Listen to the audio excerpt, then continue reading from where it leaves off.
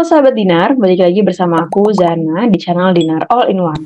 Teman-teman, di video kali ini kita akan bahas materi baru yang belum pernah kita bahas sebelumnya. Tentang apa? Teman-teman bisa juga baca di judul video ini ya. Jadi kita akan bahas tentang pertidaksamaan. Tapi sebelum itu, jangan lupa untuk di-like dulu videonya dan jangan lupa untuk subscribe channel Dinar All in One. Jangan lupa juga buat nyalain notifikasinya supaya nggak ketinggalan video-video keren yang bakal di-upload di channel ini. Oke?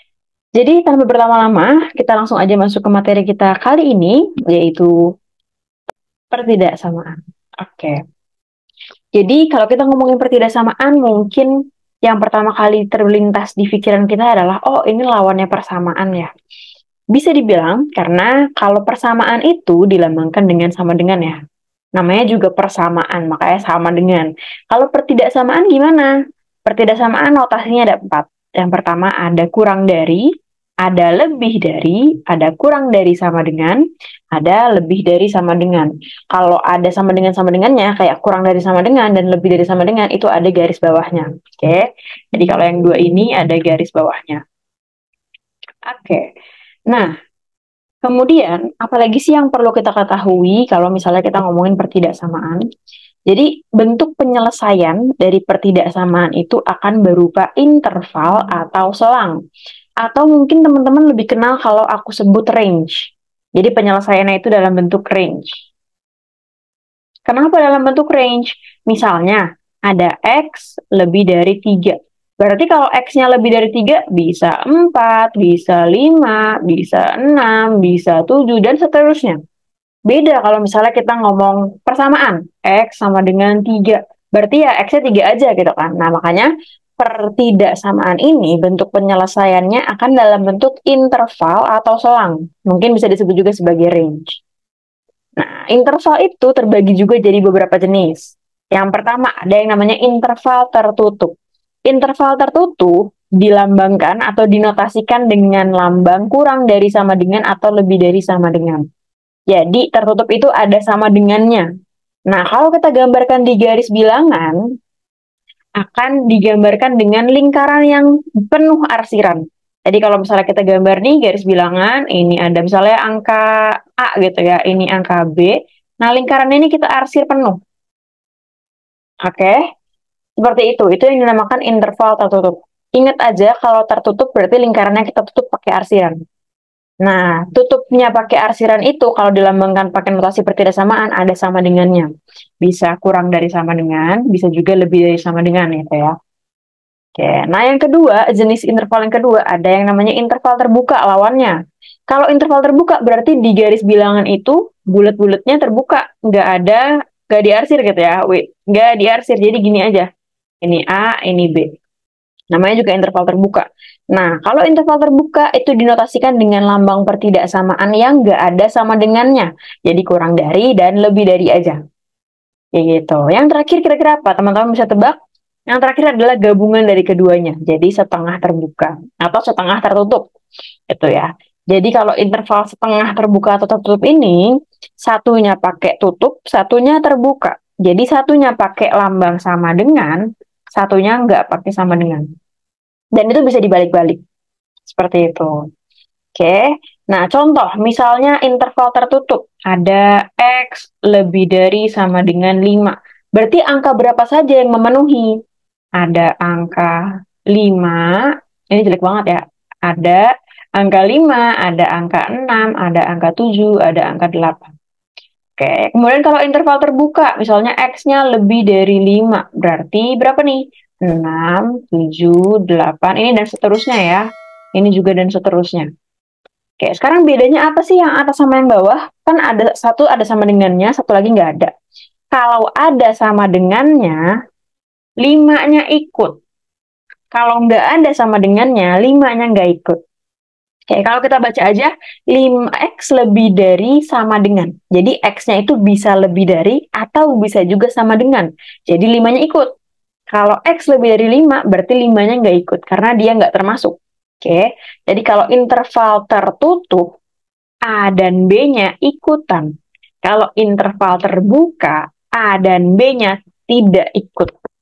Oke, semoga sampai sini teman-teman bisa membedakan yang mana yang terbuka, yang mana yang tertutup, dan kalau misalnya pakai tanda sama dengan atau nggak pakai itu bedanya apa sih? Semoga udah bisa bedain ya. Nanti jadi kalau ngerjain soal nggak bingung dan nggak salah lagi. Oke, selanjutnya kita akan bahas tentang yang namanya definite.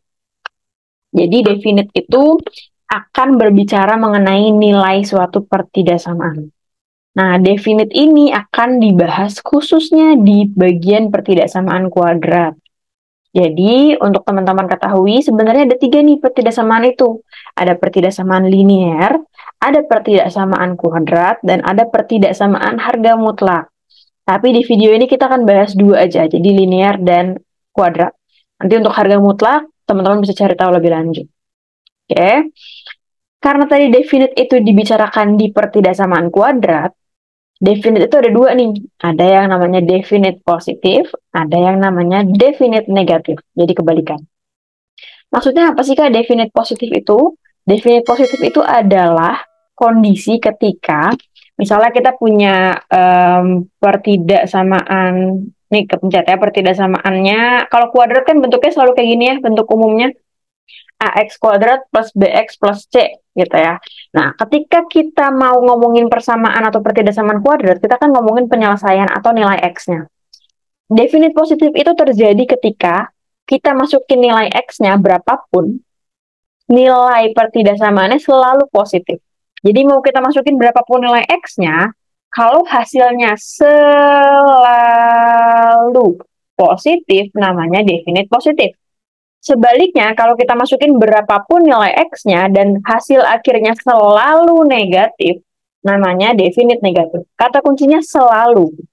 Nah, kalau misalnya dia dimasukin X-nya sekian nilainya positif, terus dari pertidaksamaan yang sama kita masukin nilai X yang lain hasilnya negatif, berarti dia tidak definite positif dan tidak definite negatif. Seperti itu, oke? Nah, bedanya apa sih definite positif sama definite negatif itu? Ada yang namanya syarat. Definite positif syaratnya A-nya bernilai lebih dari 0 atau positif. Oke, jadi A-nya itu dilihat dari mana? A-nya dilihat dari sini. Kemudian diskriminannya kurang dari 0. Diskriminan kalau teman-teman ingat itu apa? Di video di persamaan kuadrat pernah aku bahas. Jadi diskriminan itu adalah nilai yang digunakan untuk menentukan jenis akar-akar dari persamaan kuadrat.